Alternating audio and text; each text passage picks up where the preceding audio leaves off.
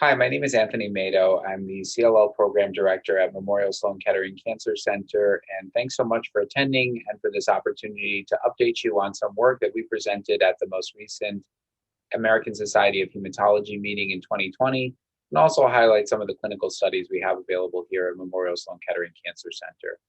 There are three abstracts that I presented at the meeting that I wanted to highlight the data, as I think they're particularly relevant to patients.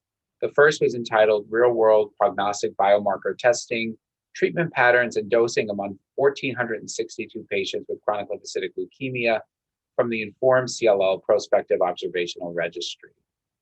And this is particularly relevant to patients because our guidelines for patients with CLL have really evolved over the last several years and expanded with the introduction of novel agents. And I know the CLL Society has been instrumental in having their test before treat campaign. And that's really consistent with the idea that we're able to perform prognostic testing and best identify patients who are good candidates for chemotherapy, for example, or better candidates for targeted therapies. The results of the testing, particularly those testing called FISH or next generation sequencing or IGHV mutational testing, have prognostic value. They're important for treatment decision making. And they also potentially identify patients with poor risk features and exclude them from certain therapies based on their potential benefit versus risk.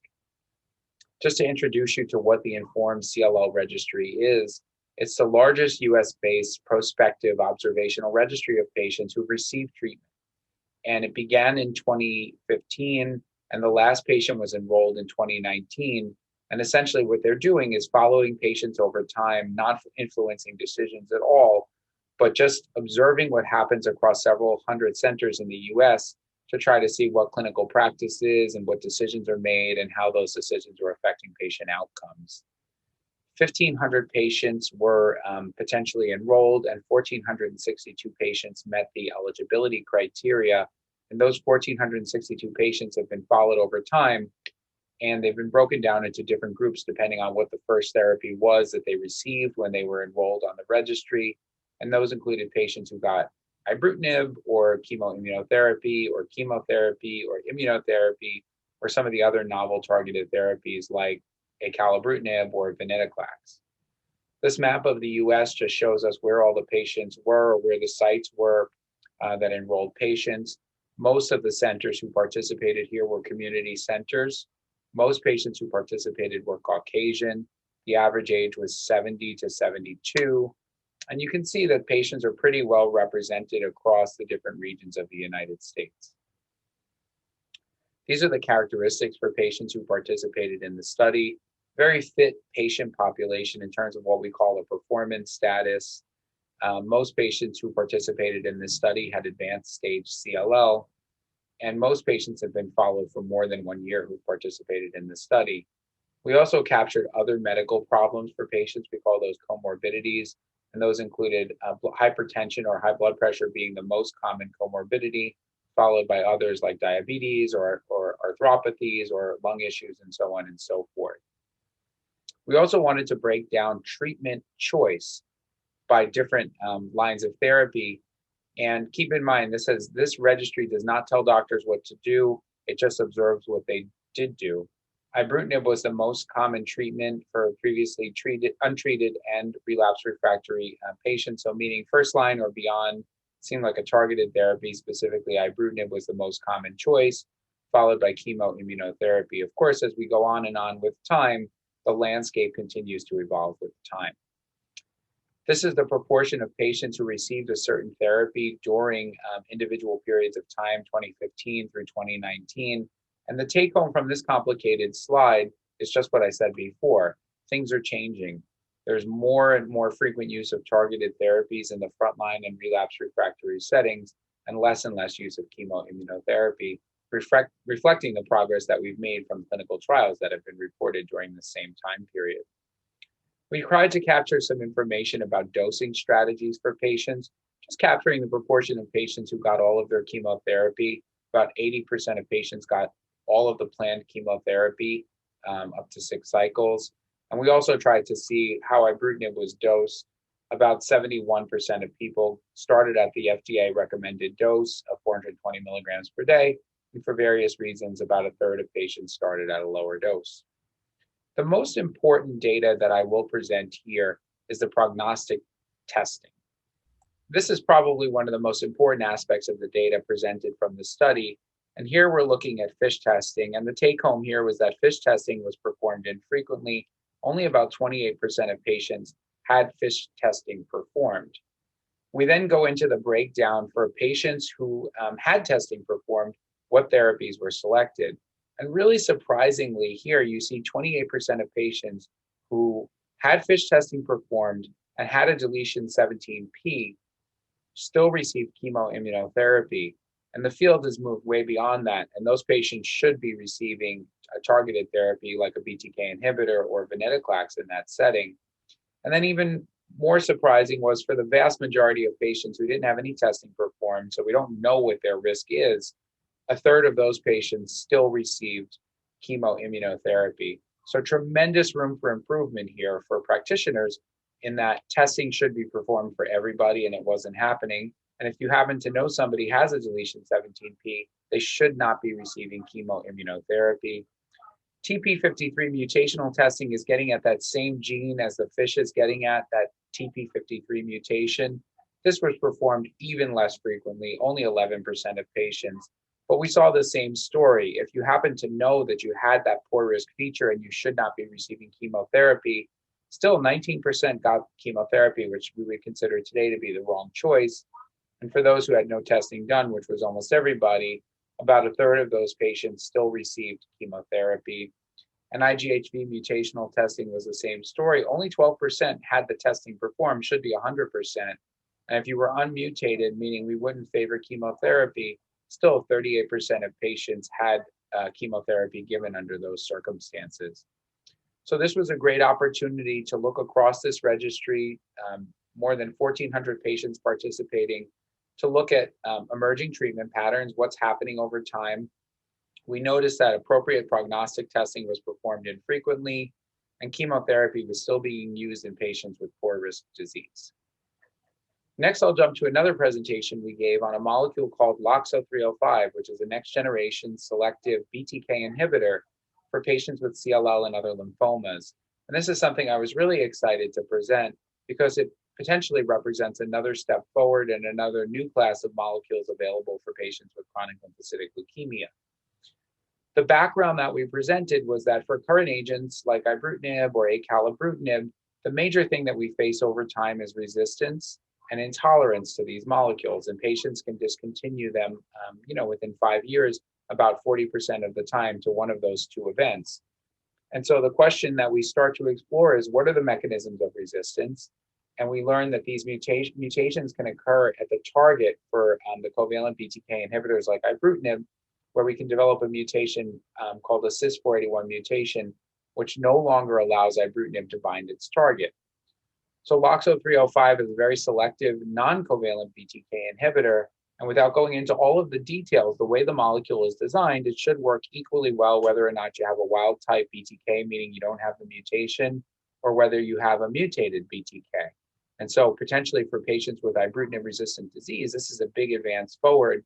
But as we're learning from the data, this looks to be a very intriguing molecule for any patient with chronic lymphocytic leukemia. Over 300 patients presented in this, participated in the study. MSK was the lead site. There are 170 patients with CLL who participated. If you look at the patients who participated, these have been a very, very heavily pretreated patient population. 3 prior therapies overall, but in patients who had a prior BTK inhibitor, 4 prior therapies. We won't go into the pharmacokinetics except to say that the drug was well absorbed, the levels were very predictable, and it helped us, these types of data helped us to identify what was the appropriate go-forward dose with this molecule, which is 200 milligrams per day. The adverse event profile is very important when we're thinking about how we treat a chronic disease. We want to know how well tolerated were these molecules. And I guess the best thing that I could point out was that the rates of traditional toxicities associated with BTK inhibitors like atrial fibrillation or major bleed were under 1%. And only 1.5% of patients overall discontinued this molecule due to an adverse event. and 200 milligrams was the dose we decided to move forward, although we've seen responses at all doses, either lower or higher than 200 milligrams. Just to orient you, this is called a waterfall plot.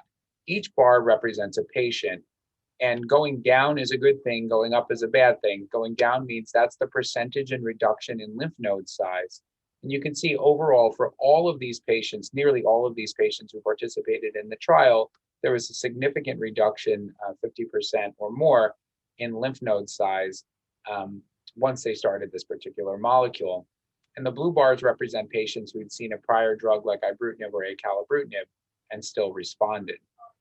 The overall response rate was 63%, but interestingly, for patients who've been on the study for a long time, 10 months or more, those responses seem to improve with time. And so if you've been on the trial for 10 months or longer, about 86% of patients have had a response.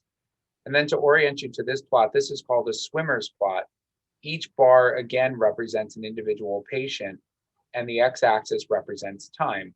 And what you're supposed to take away from this plot is that most patients on this trial not only have responded, but have a durable response.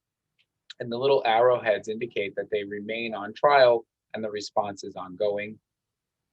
In this slide, we tried to look at different patient groups to try to determine whether or not the drug was active across the board. And the take home from this was that regardless of what other therapies the patients had, or whether they had a BTK inhibitor and the reason why they discontinued it, it seemed to be an active agent. Even in patients who had failed 5 prior therapies like chemotherapy, a CD20 antibody, a BTK inhibitor, a BCL2 inhibitor, venetoclax, and a PI3K inhibitor, it was active. And we even saw in a small number of patients post-CAR T cells that this molecule was active. Responses appeared to be durable based on these curves, although we always note that it's still an early trial, phase 1, phase 2 study with relatively limited follow-up, but still very encouraging data. And so the take home from the presentation was that LOXO 305 demonstrated promising efficacy in CLL patients who were previously treated with all prior therapies. It appeared to be very safe and tolerable, and really demonstrated enough promise to warrant further study. Of course, this molecule is not FDA approved at this time, but there are clinical trials that are ongoing. And if a patient were interested in this, they can always reach out to our center to determine whether or not they were an appropriate candidate for the current clinical trial or future clinical trials. Finally, I wanted to highlight some data that I presented on Richter's transformation at the ASH meeting. I think many patients have heard of Richter's transformation. This is sort of a dreaded complication where a CLL can become a more aggressive lymphoma. It occurs in 5 to 7% of patients.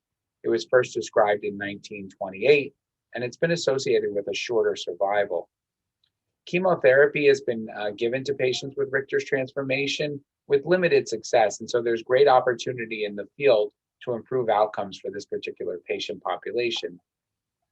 So I presented this data on a concept called DTRM, which is a triple combination of 3 different drugs which have activity in CLL and lymphomas given to patients simultaneously, with the goal to knock out 3 different pathways with the hopes of, if you can, stop the cell 3 different ways simultaneously, that it might die. And this is based on a concept that's called synthetic lethality, which is dating back to the 1960s with the development of antibiotics. What we did on this trial was we worked with a company who developed this combination based on studies that they did in animals and in test tubes to come up with the best combination of these molecules, and then we developed this clinical trial. 3 different drugs are combined together on this study.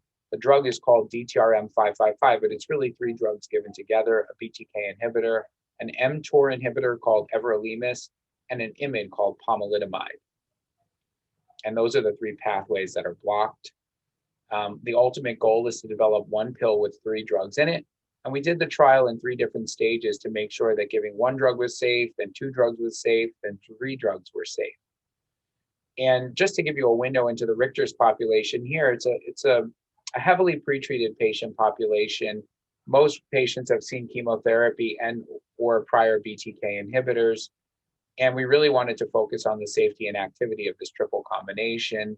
We felt it to be very well tolerated for patients, so not a lot of unexpected side effects, largely dropping of the blood counts, which could be dealt with. We also did what we call pharmacokinetic studies to look at the levels of the BTK inhibitor, which appeared to be very readily absorbed, very predictable, and allowed us to come up with an appropriate dosing strategy. And then the take home from the study was that in the Richter's population, the overall response rate was 46%. This is another one of those waterfall plots where you can see in the blue bars, those are the Richter's patients who are responding. 9 out of 21 patients, 43%, had a greater than 50% reduction in their lymph nodes.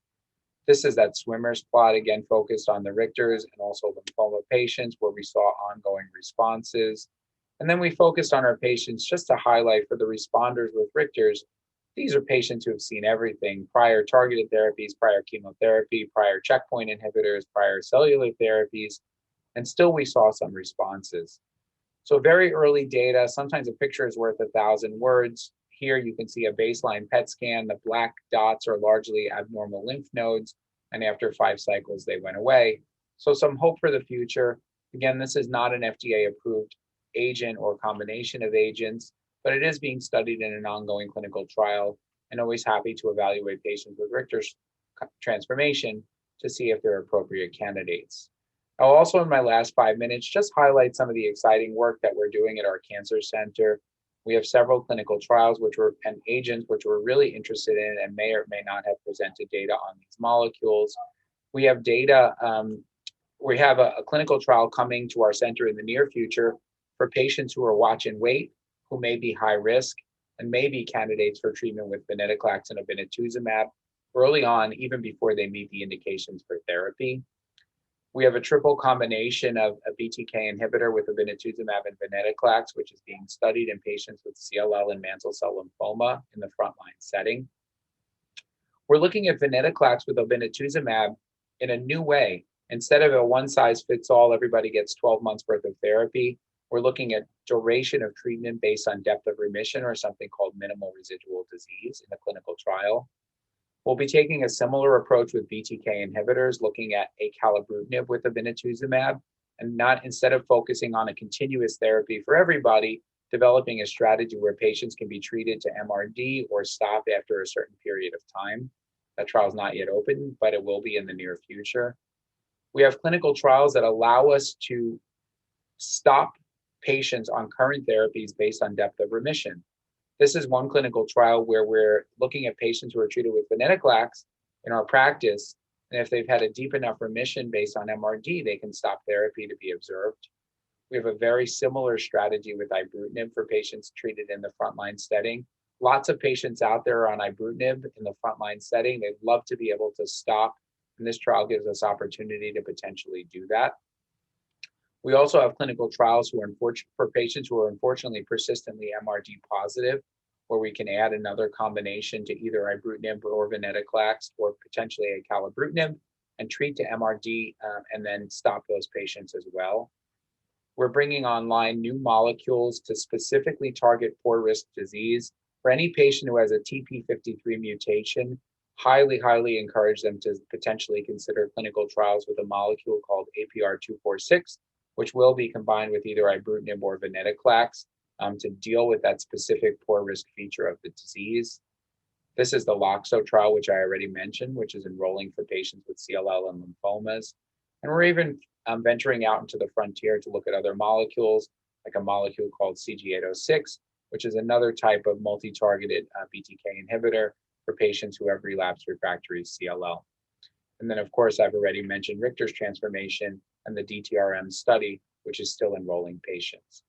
So I'll stop there, hopefully on time. I thank everyone who listened in on the talk to hear about what we presented from our center at the ASH meeting and some of the exciting clinical trials that we have at our center. And I'll stop there. Thank you very much for participating. And thanks to CLL Society for inviting myself and Dr. Weirda to participate in such events.